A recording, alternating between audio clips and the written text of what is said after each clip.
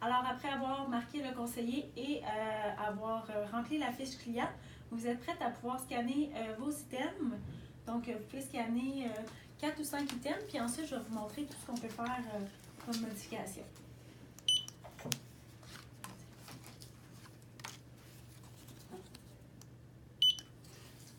Oui, le scan, c'est fou, oui.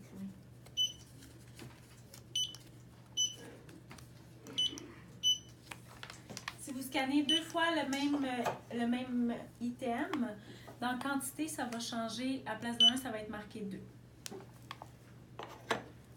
Donc, si vous sélectionnez votre première ligne, avec le doigt, toujours, c'est tactile.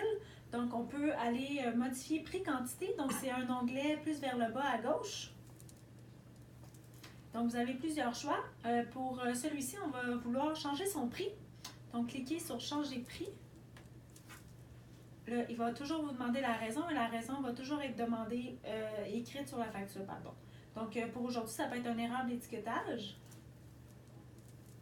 Donc, il vous demande toujours le prix et en dollars, dans le fond. Donc, vous pouvez le baisser de 10 $.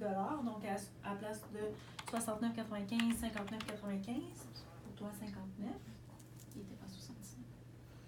Oh, excuse-moi, je sais. Il faut toujours faire le poids. Parfait, donc on peut faire OK. Donc, vous voyez sur la première ligne en haut, ça l'affiche. Ça donne le montant que vous avez changé et ça donne toujours le pourcentage de rabais que ça applique. Ça va être vraiment écrit sur la facture. Donc, si vous prenez la deuxième ligne et que vous retournez dans Modifier prix quantité, on va aller donner un rabais en pourcentage. Donc, la raison aujourd'hui, ça peut être un défectueux. Donc, il demande de combien qu'on veut donner. Donc, 10 %. On va écrire 10, on va faire OK.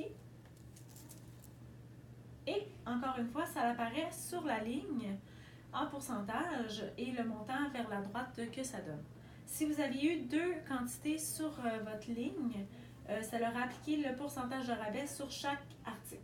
Donc, si vous avez un item défectueux et que la madame, elle voulait 2 fois, puis qu'ensuite, elle s'est rendue compte qu'il y avait un défectueux, vous devez en fait scanner un item, appliquer le rabais et ensuite rescanner au besoin et ils vont apparaître sur 2 lignes différentes. Comme ça, le rabais va être appliqué seulement sur un et non sur les 2.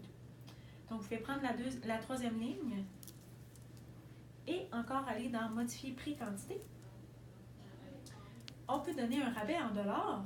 Donc, cliquez sur Rabais dollars. Ça peut être service client.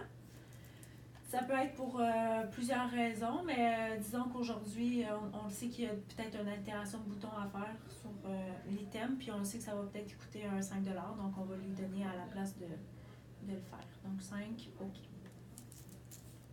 C'est juste aujourd'hui pour vous montrer toutes les possibilités, là.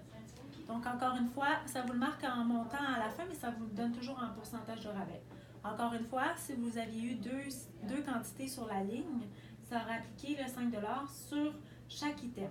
Donc, très important de vérifier toujours la transaction pour être certain qu'on en donne juste sur un si c'est ce qu'on veut. Donc, vous pouvez prendre